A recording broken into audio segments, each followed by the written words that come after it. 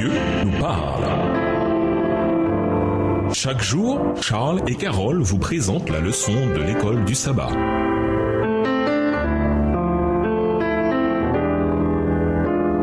Bienvenue dans votre émission. Dieu nous parle. Voilà la leçon de mardi, l'argument du pardon. Ésaïe 1, verset 18. Lisons Ésaïe 1, verset 18. Lisez et relisez ce verset, puis mettez par écrit ce que, d'après vous, le Seigneur dit ici. Lisez les versets qui précèdent et qui suivent pour avoir le contexte global. Ésaïe 1, le verset 18. Venez et plaidons, dit l'Éternel. Si vos péchés sont comme le cramoisi, ils deviendront blancs comme la neige. S'ils sont rouges comme la pourpre, ils deviendront comme la laine. Dieu a donné des preuves fortes prouvant que les Judéens, les accusés, sont coupables d'une rupture de contrat. Ésaïe 1, les versets 2 à 15. Et il les a appelés à se réformer. Ésaïe 1, les versets 16 et 17. Cet appel laisse entendre qu'il y a un espoir. Après tout, pourquoi exhorter un criminel qui mérite l'exécution à changer ses voies? Comment un prisonnier dans le couloir de la mort pourrait-il protéger l'opprimé, faire droit à l'orphelin, défendre la veuve? Version second 21. Mais quand Dieu dit « Venez, je vous prie, et argumentons » Ésaïe 1, verset 18, nous pouvons voir que le Seigneur cherche toujours à raisonner avec son peuple, à l'amener à se repentir et à se détourner de ses voies mauvaises, aussi irrécupérables qu'ils soient tous devenus.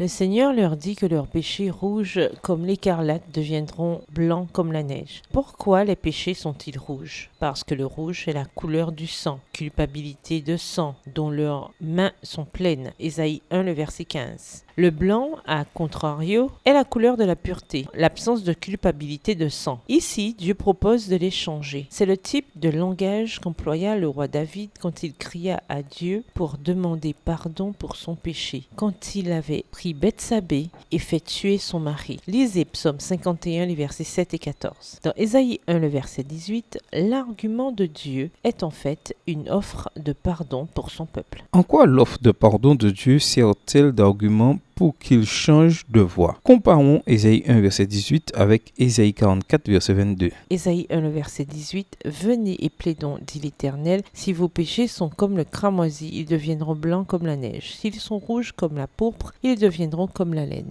Ésaïe 44, verset 22. J'efface tes transgressions comme un nuage et tes péchés comme une nuée. Reviens à moi car je t'ai racheté. À présent, nous voyons l'objectif des sévères paroles d'avertissement que Dieu avait formulées contre son peuple. Elles ne servent pas à rejeter son peuple, mais à les ramener à lui. Son offre de pardon est le puissant argument appuyant son appel pour que le peuple se purifie moralement. Ésaïe 1, les versets 16 et 17. Son pardon rend leur transformation possible grâce à sa puissance. Nous voyons ici les semences d'une nouvelle alliance prophétisée dans Jérémie 31, les versets 31 à 34, dans laquelle le pardon est la base d'une relation avec Dieu fondée sur un nouveau cœur. Nous commençons dans le rouge avec une dette impossible à rembourser et en reconnaissant humblement notre besoin de pardon, nous sommes prêts à accepter tout ce que Dieu a à donner. Au revoir. Et à demain si Dieu veut.